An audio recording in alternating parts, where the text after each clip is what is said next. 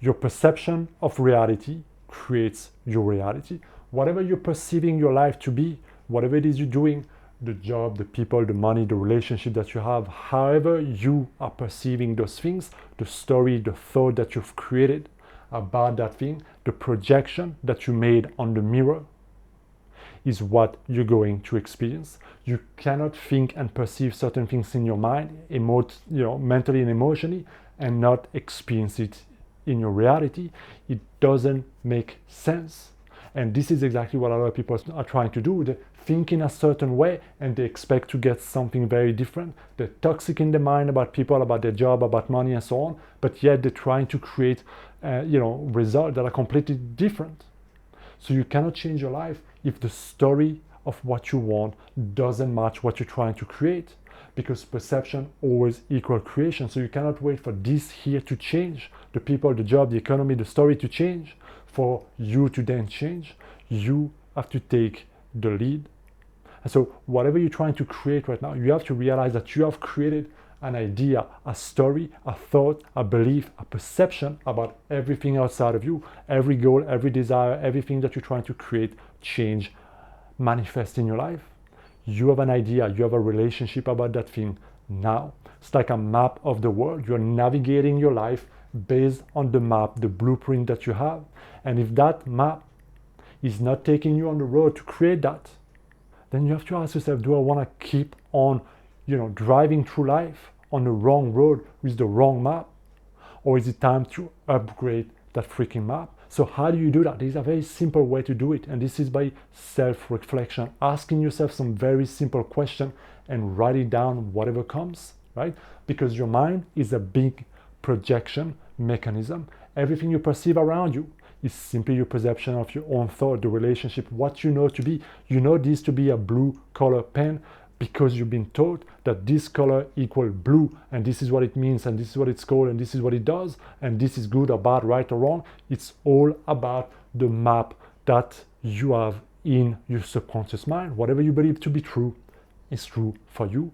But is it the ultimate truth? No. The only question is it working for you? Is it serving you? Is it advancing you in your life? And if it is not, then it is controlling you, limiting you, restricting you in your current level of reality. So you have to let go of the old story, or you gotta perpetuate it, but you cannot serve two masters at the same time. So this is where you have to choose, and the simple way to do that is to ask yourself a very simple question. Focus on what you want, the goal, the thing you're trying to create, the problem you're trying to solve, whatever it is, you know it, right? And ask yourself a very simple question. How do I think about that thing? How do I think about that thing? How do I view that thing? How do I believe about that thing? How do I think and feel about that thing? And write down everything that comes up. When I started my coaching business, I like to share that story. When I started my coaching business, one of the things that I hated the most was selling. Because for me, selling was taking advantage of people, was being pushy, was like, being that sales version that you see on movies that everybody dislikes and so on, right? That was my idea of selling. But it was only my map. It wasn't a reflection of reality. Because of course, when you buy product that you like and so on, it's not selling.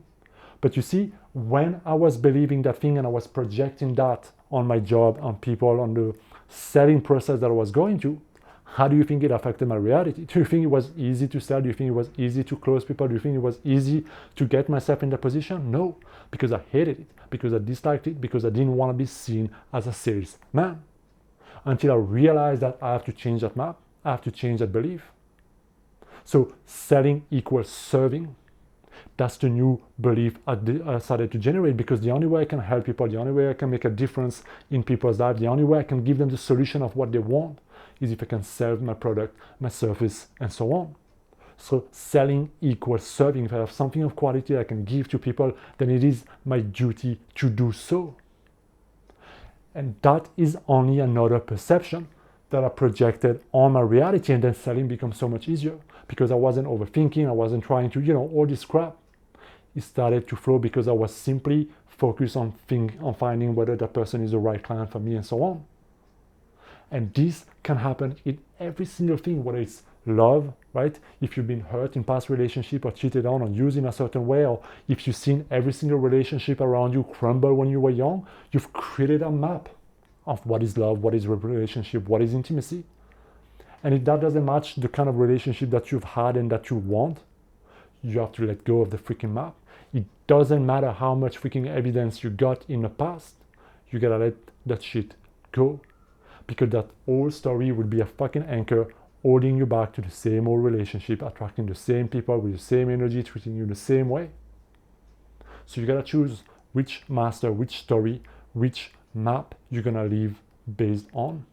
And this is where it gets tricky, because we project so much stuff on the external world that it reinforces. Every time we see new evidence, you see, it's tough to make money, or it's hard to do this, or this is how it is, or life is tough.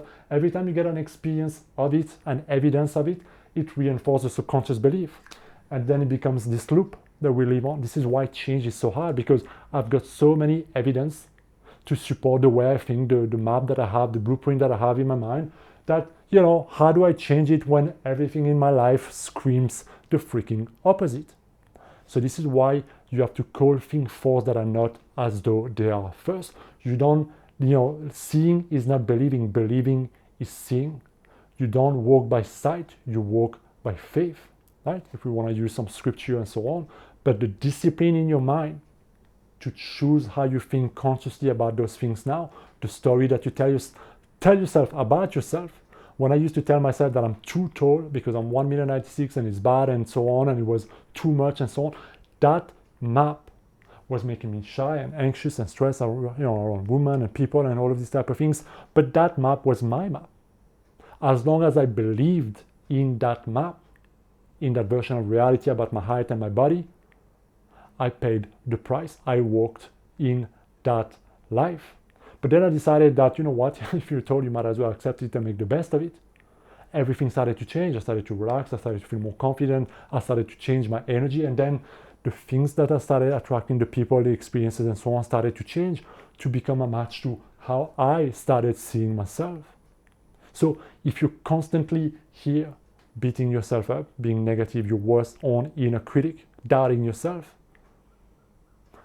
how is that going to affect your external world, what you do, what you don't do, what you attract, and so on? Because the relationship that you have with yourself is manifested in every single thing. So how do I see these things? Write it down, brainstorm it, identify any form of limiting story that doesn't align with what you want and how you want things to be. If you want to flush out some excuses or some limiting beliefs, you can also ask yourself, why do I not have what I want? And by want, I mean that goal that you have.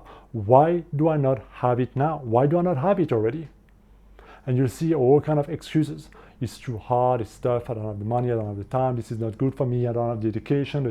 Like all of those are also stories, bullshit, excuses that we live in and so on. So you can ask yourself all kind of questions like that just bring around that story, and you want to become very good at identifying the story. And if you can go deeper, what I do with my clients is that we found the root story and we crush that block. And then you have to go forward. You have to ask yourself, okay, if that story is not creating anything else than what I have now, to create what I want in my external world, whatever the goal is, whatever you want to have, how do I need to think about this? So you ask yourself the same question, but you think as if you are already the version of you that has what you want, like your future successful self, whatever you want to call it, that imagination exercise where if I already had what I want, how do I think about this? What do I believe about this? How do I feel about this? Same question, and then you write it down. You connect to that energy, to that feeling, to that level of consciousness, because the two stories here, right? We use different metaphors and so on, but they're just different level of mind, different lenses, different ways of thinking about the same thing. So if you already had what you want, you were already living the life, the relationship, the thing, like I told you, when I started seeing selling as serving, I started seeing that it's easy to make the client love working with me, they're happy to pay me money, they want to work with me, and they give me referral. When I started to use that story, I made it true because I simply chose that this is a much better map than the other one that is negative and limiting. But it's all about a different level of consciousness that allows you to perceive and create and welcome different things in your life. So you can no longer see money as a bad thing, toxic things that is taking anything away from you. If you want to become wealthy, abundant, prosperous, somebody who's very easy with money, who has an ease of living, you cannot serve two masters at the same time. So you gotta let go and you gotta choose. Because whatever you choose to entertain with your attention, with your energy, with your thoughts, you will experience in your life. You cannot focus on something in your mind, think about something in your mind, projecting on your external world and not experience it.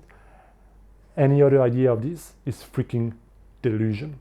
Perception always equals creation. Perception always equals creation. Whatever you hold in your mind, whatever you focus on, whatever you think and believe about anything in your world, that is going to determine the relationship and the quality of the life that you have regarding that thing. Whether life is beautiful and supporting you and taking care of you, or whether life hates your gut and is just there to make you miserable, is entirely up to you. And if you need help on your journey to uncover the story and to break free from that story and to create a new identity, a new level of mind that helps you navigate life in a very different way and create what you want, you can book a one-on-one session with me. The link is down in the description. I will see you next time. Be well.